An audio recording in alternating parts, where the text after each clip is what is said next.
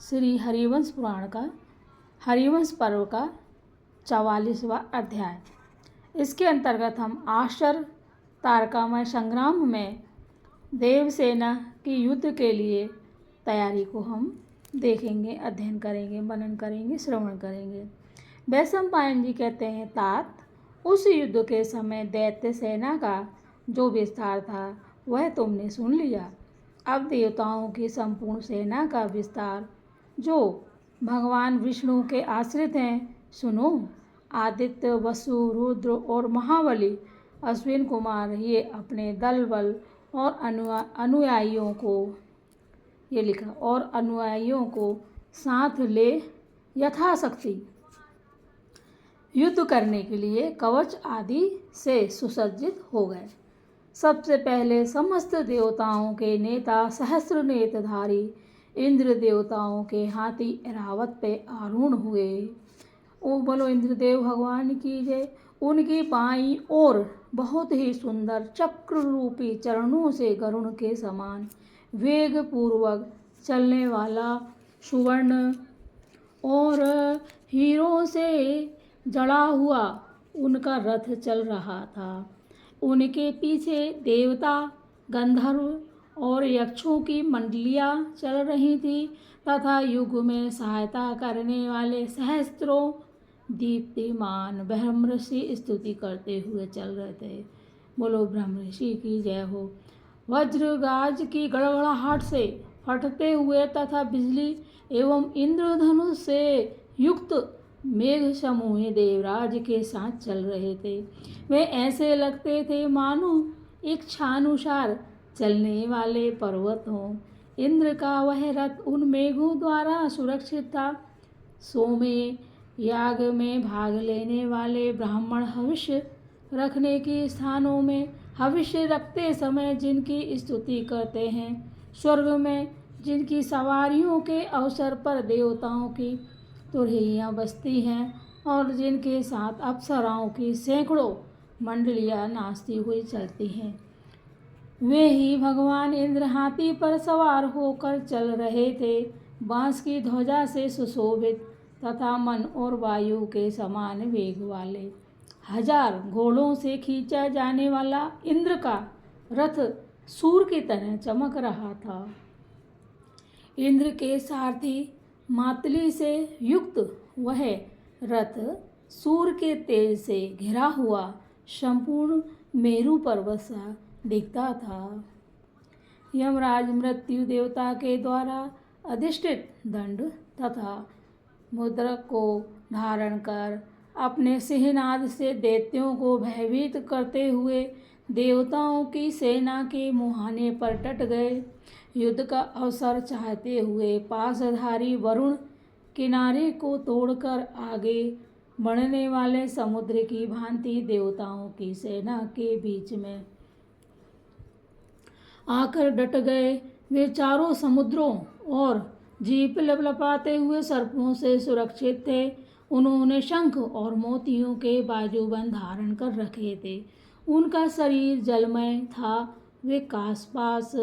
वे कालपास को घुमाते हुए चंद्रमा की किरणों के समान श्वेत रंग के घोड़े से और वायु के द्वारा उछाले जाने वाले जल के उद्गारों से सहस्रों प्रकार की क्रीड़ाएं कर रहे थे। उनका श्वेत वस्त्र फहरा रहा था। उनके सुंदर ओंठ मूंगे और नूतन पल्लवों के समान लाल लाल थे। मणिमय आभूषणों से विभूषित उनके श्याम अंगों की बड़ी उत्तम शोभा हो रही थी तथा हारों का भार उनके उदर पर पड़ रहा था।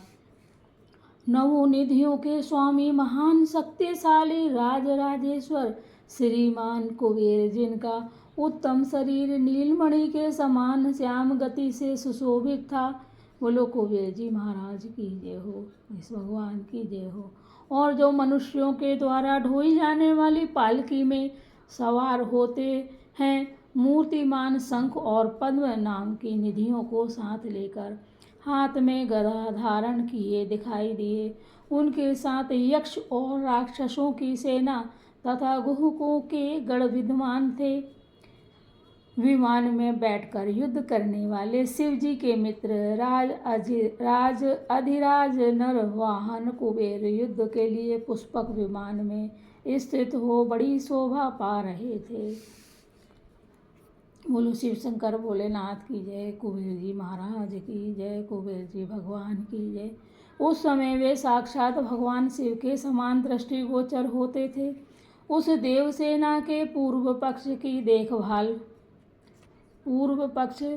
देखभाल सहस्त्रलोचन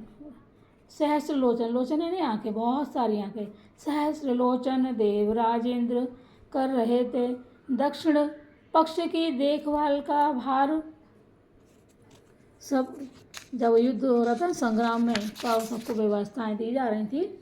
उस समय का ये चित्रण इसमें किया गया है। पितराज यम ने संभाला, पितृराज यम ने, जो हमारे अभी पितृपक्ष चल रहा है तो पितृराज जो हैं, तो पितृराज किसको कहा गया है? यम को।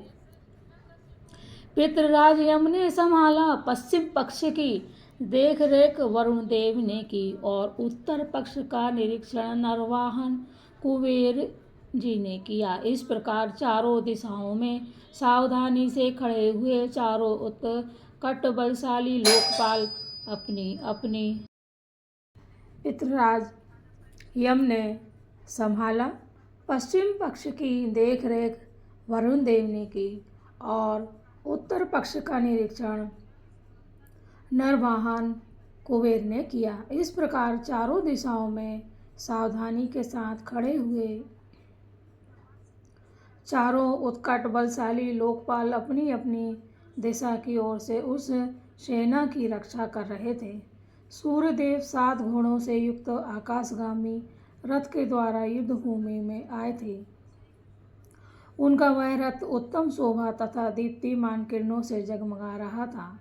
वह मेरु पर्वत के चारों ओर चक्कर लगाने वाला, स्वर्ग के द्वार पर चक्र की भांति घूमने वाला और जो प्रवाह रूप से अक्षय बने रहते हैं, उन समस्त लोगों को प्रकाशित करने वाला था। उसी के द्वारा सूर्यदेव संसार में उदय और अस्त की झांकी कराते हैं। सहस्रों किरणों से संपन्न, अपने ही तेज से प्रकाशित होने वाले 12 रूपधारी भगवान दिनेश सूर्य पूर्वोक्त रथ के द्वारा आकर देवसेना के बीच में विचरने लगे। शीतल किरणों वाले चंद्रमा श्वेत घोड़ों से युक्त रथ में बैठे हुए बड़ी शोभा पा रहे थे। वे हिम और जल से भरी हुई अपनी प्रभाओं द्वारा संपूर्ण जगत को आह्लाद प्रदान करते थे। नक्षत्र और योग जिनका अनुसरण करते हैं, जो शीतल किरणों से सुशोभित हैं, ब्राह्मणों के राजा हैं, जिनका शरीर नीले धब्बे के रूप में पृथ्वी की छाया से अंकित रहता है, जो रात्रि के अंधकार का नाश करने वाले हैं, आकाश में स्थित ज्योतिर्मयी तारिकाओं के अधीश्वर हैं, रसों के आश्रय एवं प्रभु हैं, औषधियों के रक्षक तथा अमृत के निधि हैं, अग्नि सोमात्मक जगत के प्रथम प्रमुख भाग हैं और सोम तथा शीतल रस है। उन्हीं चंद्रमा को दैत्यों ने हिम का आयुध ग्रहण करके खड़ा हुआ देखा, जो समस्त भूतों के प्राण हैं। मनुष्य आदि जीवों के भीतर प्राण, अपान, व्यान, समान और उदान इन 5 रूपों में विभक्त होकर निवास करते हैं।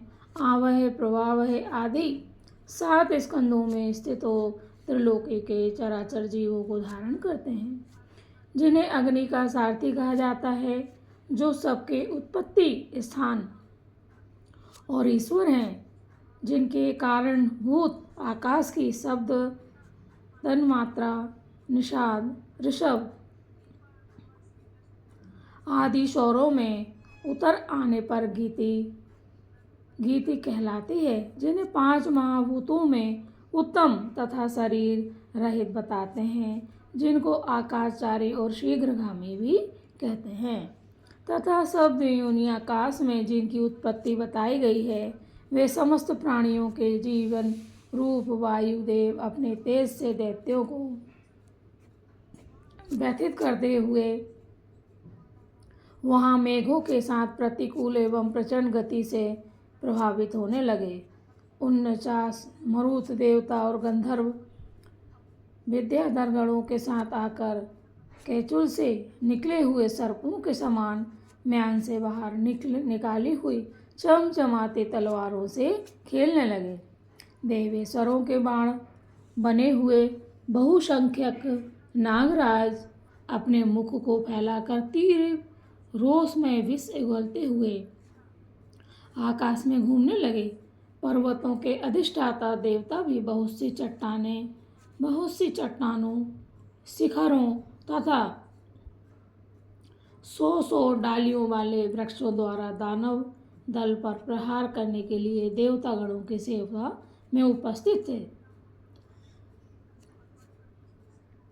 जो ऋषिकेश के नाम से प्रसिद्ध हैं, सबके आराध्य देव हैं। सृष्टि के आरंभ में जिनकी नाभि से कमल प्रकट हुआ था, जो अपने 3 डगों से संपूर्ण त्रिलोकी को नाप चुके हैं। प्रलय काल में प्रकाशित होने वाले अग्निदेव के समान जिनका सहज तेज है, जो संपूर्ण जगत के स्वामी हैं। नारायण रूप से समुद्र में शयन करते हैं, इसलिए समुद्र जिनकी शयन स्थली है, जिन्होंने मधु नामक दैत्य का नाश किया है, जो भविष्य के भोक्ता और यज्ञों में पूजित एवं सम्मानित होने वाले हैं। पृथ्वी, जल, आकाश तथा अन्य भूत जिन विराट रूपधारी प्रभु के अंग हैं, जो सर्वत्र समभाव से रहते और समता रखते हैं, जो शांति का विस्तार करने वाले और शत्रुनाशक जगत की उन्हीं उत्पत्ति स्थान, जगत के बीज आदि कारण तथा जगत के गुरु, जिनकी बुद्धि में सदा उदारता भरी रहती है, वे चक्र और गदा धारण करने वाले भगवान विष्णु अग्नि तथा उगते हुए सूर्य के समान उत्तम तेज से संपन्न शत्रुनाशक चक्र उठाए गए हैं। देवसेना के मध्य भाग में विराजमान थे। उन्हें देखकर ऐसा लगता था मानो वे परिधि सहित उगते हुए सूर्यमंडल को ही पकड़कर ले आए हों। सर्पों के शत्रु गरुण जिनके ध्वज हैं, उन महायशस्वी भगवान श्री हरि ने अपने बाएं हाथ में समस्त असुरों का विनाश करने वाली तथा शत्रुओं को काल के गाल में भेजने वाली काले रंग की विशाल गदा ले रखी थी, और शेष भुजाओं में वे अत्यंत दीप्तिमान शार्क आदि आयुध धारण किए हुए थे। सबके पाप और दुख का अपहरण करने वाले श्रीमान भगवान नारायण सर्पों का भक्षण करने वाले कश्यप कुमार एवं अरुण के छोटे भाई पक्षी श्रेष्ठ गरुड़ पर सवार होकर वहां आए थे। गरुड़ जी के पंख बड़े सुंदर थे तथा वे अपने सुंदर शरीर से सुवर्ण के समान मनोरम कांति फैला रहे थे। आकाश में विचरने वाले, कहाँ पर? आकाश तो विशाल होता है। आकाश में विचरने वाले पक्षी प्रवर गरुड़ वायु की अपेक्षा भी अधिक वेग से उड़ते थे। उनके वेग पूर्वक चलते समय आकाश में खलबली मच जाती थी। वे अपने मुख में एक नागराज को दबाए हुए थे, इससे उनकी बड़ी शोभा हो रही थी। अमृत निकालने के लिए प्रारंभ में ही क्षीर सागर में छोड़े गए मंदराचल के समान वे ऊंचे दिखाई देते थे।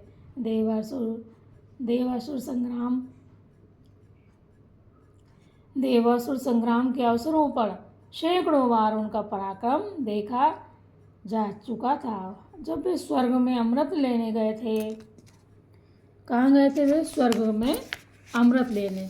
जब वे स्वर्ग में अमृत लेने गए थे, उस समय इंद्रदेव भगवान की जय हो, उस